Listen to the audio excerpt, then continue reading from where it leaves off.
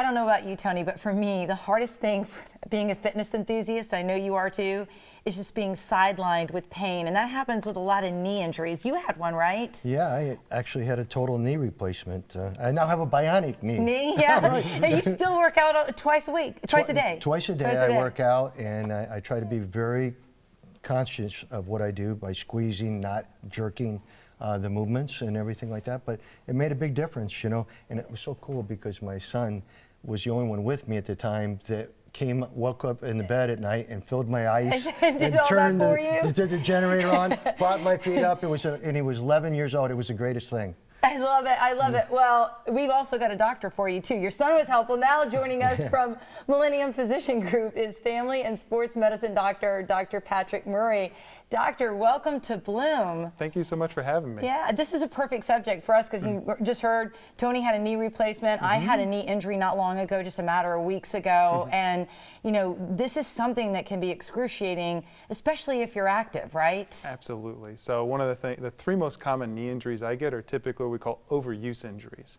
So it's a lot of, not so much the quick fall, but sometimes I'm starting to exercise more. I want to get off the couch. I want to do a 5K. And now all of a sudden my knees hurt and I don't know why. So the first one I hear about typically is what we call patellofemoral pain. So this involves typically under the kneecap right here. Sometimes whether people are born with wider hips, sometimes the muscles are a little imbalanced. What ends up happening is they get this pain around the kneecap here, and now all of a sudden this kneecap is starting to rub on the other side of the knee joint. Pain typically comes on more so with running, sometimes going upstairs, and some people will complain like, I feel like I just got to let my knee out, just relax it like this if I'm sitting for long periods of time. Yeah. Is that, so you actually, Tony, you had the knee replacement. So how does that work out with the little model that you have there? Where was that typically placed? So typically the knee replacement is going to go on partially in this part right in here, and then additionally down in this part here, but also under the kneecap as well. They'll put in composites of both plastic, ceramic, and also metal. You go ahead. Yeah. I mean, I work out twice a day. I continue to do it. I was known for like woodchuck legs. Really? You know, Yeah, I had big legs, right? But I overused it, obviously, and I did, and I had the full replacement done. I feel really great. I go to the gym. I do light leg extensions. I do light leg curls. I do everything that I did before. It's just a lot lighter and a lot more technique. And I seem to be doing all right. I mean, you know how I run across the stage all the time. And it's all lateral movement, which is really tough. Yeah, absolutely. With the right treatment protocol, you can be like Tony and get on with your life. And so what kind of treatments do you do? Great. So yeah, a lot of different ones I offer. First is obviously RICE, so rest, ice, compression, elevation if you need it. Then what we do is get people maybe needing anti-inflammatories, sometimes braces. Typically, if it's under the kneecap, braces like this can be somewhat helpful. Uh-oh, here we go. Tony's got his on. Exactly. Yeah. It's just smart to do, isn't it? Yeah. It is. Yeah. It can not only help keep that kneecap in line as you're doing your activities, it also can send a signal to your brain to remind you, hey, let me keep an eye on this, make sure I don't fall into any further injuries.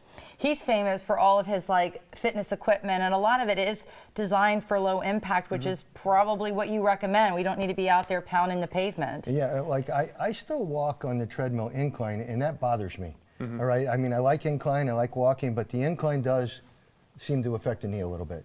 Yeah, so one of the things I always recommend too is anytime you're getting with an injury like this that it sets you back a lot, work closely with physical therapists or fitness instructors to try to build up a well-balanced body. So doing cross training, starting maybe with low intensity but high reps to build up your stamina, and then that helps kind of fill out your body so there's less chances of injury.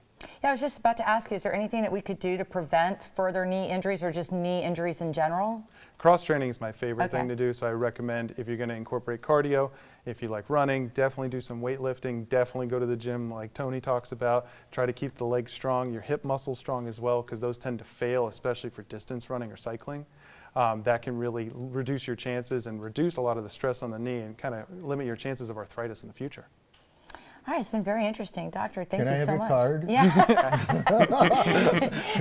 For even better than that, I have more information. I posted it all on WFLA.com/Bloom. We're going to be back with more of the Bloom Fitness Special right after this.